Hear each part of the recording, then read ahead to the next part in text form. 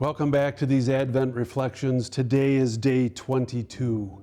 Yesterday we spoke about the fall of Jerusalem and the temple, its utter destruction, and what a devastating impact that was on the Jewish people and the Jewish identity. Today we're going to go back to that kingly line that's present in the genealogy in the first chapter of St. Matthew's Gospel and talk about Zerubbabel.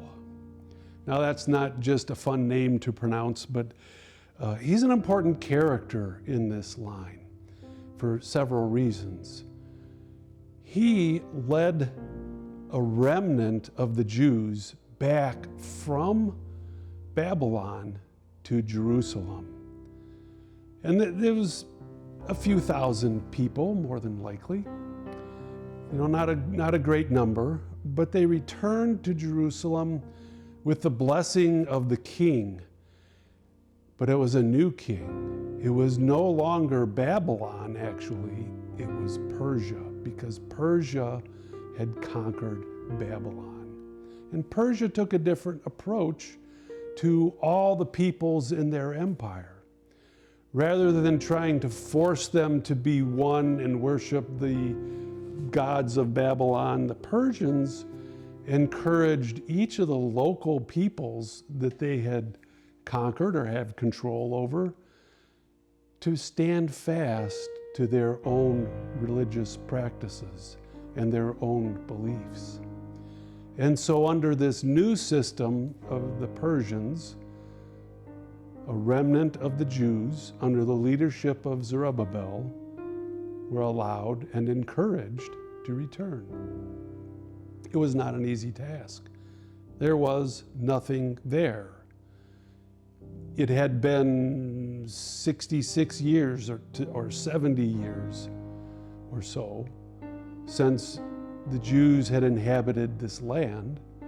There were some people who had kind of moved in and tried to take up shelter there. And so they not only had nothing to return to, they had to negotiate their coexistence with these other people. But Zerubbabel, though he was in the kingly line of David, he did not return as a king.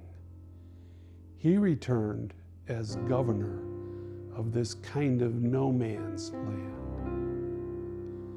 He was a puppet of the Persian Empire.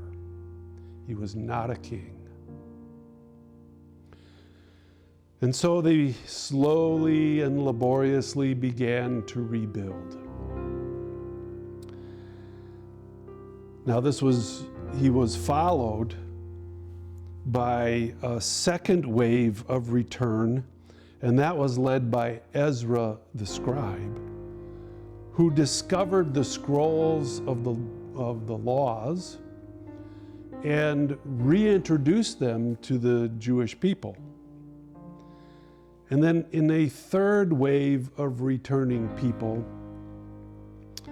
in about 444 BC, Nehemiah returned. And Nehemiah was the one who led the rebuilding of the walls of Jerusalem and the temple gates. So this was the beginning of what was known as the Second Temple period.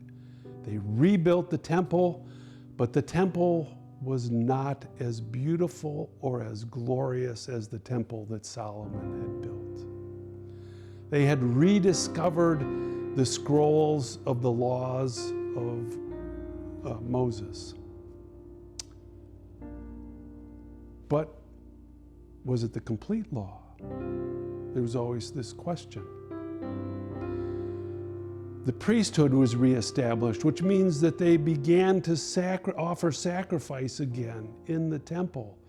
That thing that restored their right relationship with God, that was their half of the covenant with God, was being restored. But did they really have the correct priests? That was something they wondered about. But most importantly, they didn't have the Ark of the Covenant. That sign, that literal presence of God in their community. For the Ark had been either hidden by Jeremiah the prophet right before the fall of the temple, or was taken into captivity with all the rest of the people by the Babylonians. We don't really know. There's a tradition for each of those. But for whatever reason, the Ark of the Covenant had completely disappeared. And it was not found by Indiana Jones. And so they had the temple restored. They had the rites of their religious practice restored, but they didn't have the presence of God. They weren't sure about their priesthood, and they certainly didn't have a king.